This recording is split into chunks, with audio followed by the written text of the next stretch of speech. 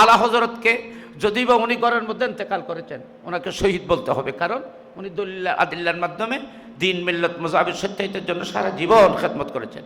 ইমাম বুখারীকে শহীদ বলতে হবে, ইমাম মুসলিমকে শহীদ বলতে হবে, ইমাম আহলে সুন্নাত গাজী মিল্লত আল্লামা গাজী শের বাংলাকে শহীদ বলতে হবে, আমাদের প্রাণপ্রিয় বড়জুর কেবলাকে শহীদ বলতে হবে। তারা মৃত্যুর পূর্বক্ষণ পর্যন্ত সত্য ইসলামের হক বাস্তবতাকে প্রমাণ করার জন্য হাতে কলমে সর্বস্ব দিয়ে খেদমত করে গেছেন। এরাও মকামে শাহাদত অর্জন করেছেন। এটা ইমাম ফখরুদ্দিন রাজির কথা। শহীদ খারা কয় শহীদ দুই প্রকার, কি আর শহীদ ইমাম ফখরুদ্দিন রাজি দুনিয়ার বিখ্যাত মুফাসসিরে কোরআন হযরত আল্লামা ফখরুদ্দিন রাজি বলতেছেন, আর শহীদ ফাইলুন, শহীদুন ফাইলুন রুজনের মধ্যে শব্দ শহীদ ফাইলুন রুজন এবার হচ্ছে মুবালাগা সিগা কয়, হচ্ছে এখানে বমান আল ফাইল, হচ্ছে এখানে শাহেদুনের অর্থে। আর শহীদ হুয়াল্লাযী ইয়াজহাদু বিসাহতি দীনিল্লাহ, যারা আল্লাহর দ্বীন এবং ইসলাম যে সত্য এটা প্রমাণের জন্য যারা কষ্ট করেন, জীবন উৎসর্গ করেন, হয়তো দ্বীনকে, দ্বীনের সত্যতাকে, সত্য ইসলামকে, আহলুস সুন্নাত ওয়াল জামাত বরহক এটাকে প্রমাণ করার জন্য যারা দলিল আদিল্লা পেশ করেন তারা দুই প্রকার।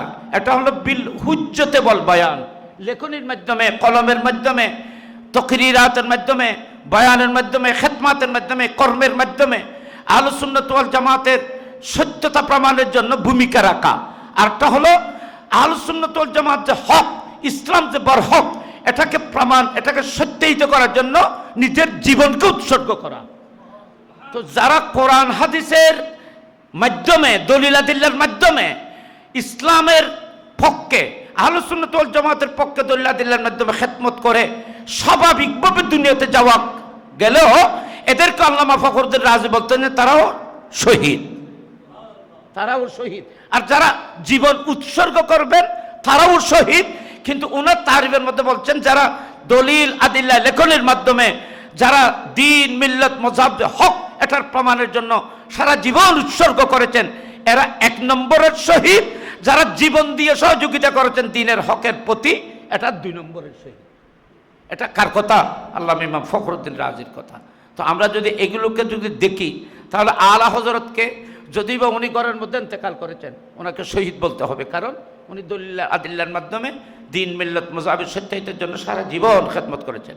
ইমাম বুখারীকে শহীদ বলতে হবে, ইমাম মুসলিমকে শহীদ বলতে হবে, ইমাম আহলে সুন্নাত গাজী মিল্লত আল্লামা গাজী শের বাংলাকে শহীদ বলতে হবে, আমাদের প্রাণপ্রিয় বড়জুর কেবলাকে শহীদ বলতে হবে। তারা মৃত্যুর পূর্বক্ষণ পর্যন্ত সত্য ইসলামের হক বাস্তবতাকে প্রমাণ করার জন্য হাতে কলমে সর্বস্ব দিয়ে খেদমত করে গেছেন।